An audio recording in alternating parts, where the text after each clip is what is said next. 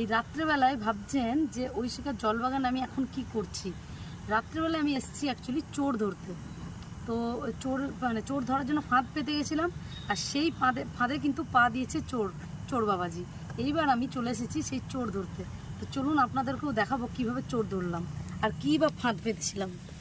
এই দেখুন, জিনিসটাকে আদৌ চিনতে পারছেন? কারণ চেনার পরিস্থিতি আর রাখেনি।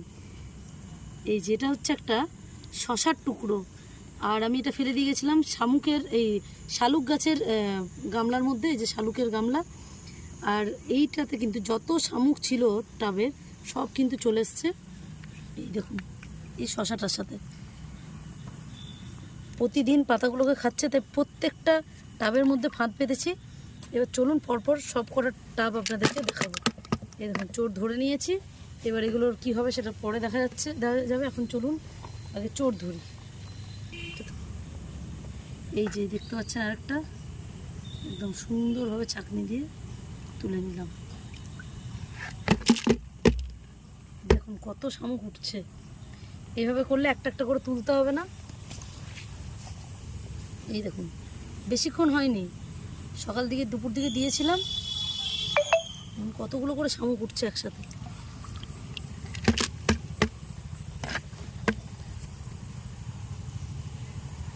এগুলো তো এখনো ধরেনি, যে আবার দেওয়া হয়েছে।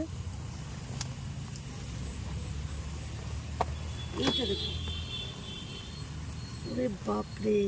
আবার এই শশাটার চারপাশেও প্রচুর শামুক এসে জমা হয়েছে, সেগুলোকে আমি হাত দিয়ে তুলে নেব। এই যে শশার গন্ধে চলে এসছে সব, দেখুন কতগুলো। তো আপনারাও এই পদ্ধতি অ্যাপ্লাই করতে পারেন, এবং শুধু শালুক নয়, পদ্মের টাবেও কিন্তু এখন এই বছর থেকে প্রচুর পরিমাণে শামুক হচ্ছে। তো এই ধরনের এই পদ্ধতিটা কিন্তু আপনারাও অ্যাপ্লাই করতে পারেন। মাত্র 10 থেকে 12টা শালুকের টবে আমি শুধুমাত্র শশা দিয়েছিলাম। দেখুন কি পরিমাণে উঠেছে, মানে কম করে 250 গ্রাম হবে